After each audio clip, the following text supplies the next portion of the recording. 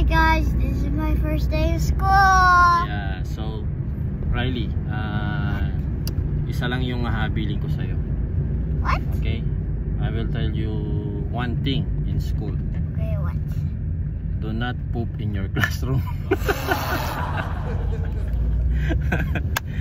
Because you know they will forget everybody in the class except the one who poop in classroom.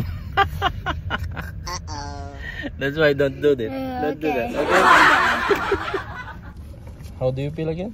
I'm scared and happy. Scared and happy and excited. That's normal, bro. I felt that when I'm like you, grade 1. Are you excited to see your classmates, new classmates? Yeah, but I'm scared also. Excited siya.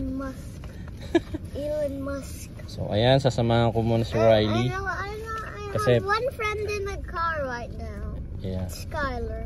Yeah. But I changed to another driver. Yeah. So sasamahan muna natin si Riley kasi first day niya sa school. Tsaka bibigay ko yung mga gamit niya, ayan, mga envelope, papers, eraser, ang dami, ano? Yeah. Daming gamit. Bibigyan natin to kay teacher. Yeah. That's all we're gonna give it to Jim. Yeah. So let's go.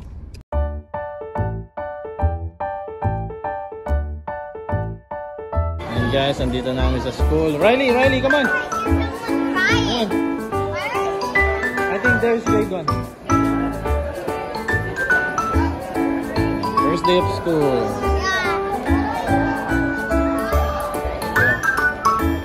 Come on, let's find your classroom. Classroom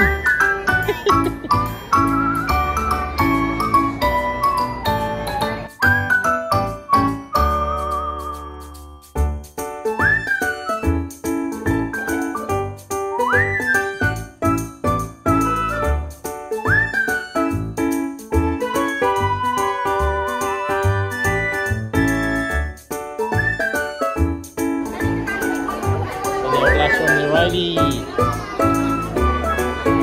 Morning.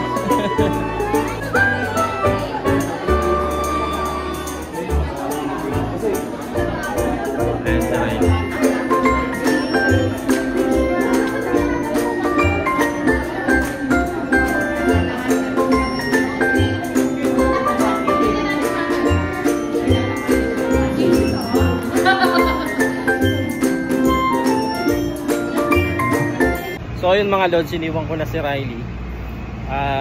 Sinabihan ko na yung teacher na yung driver na yung magsusundo sa kanya.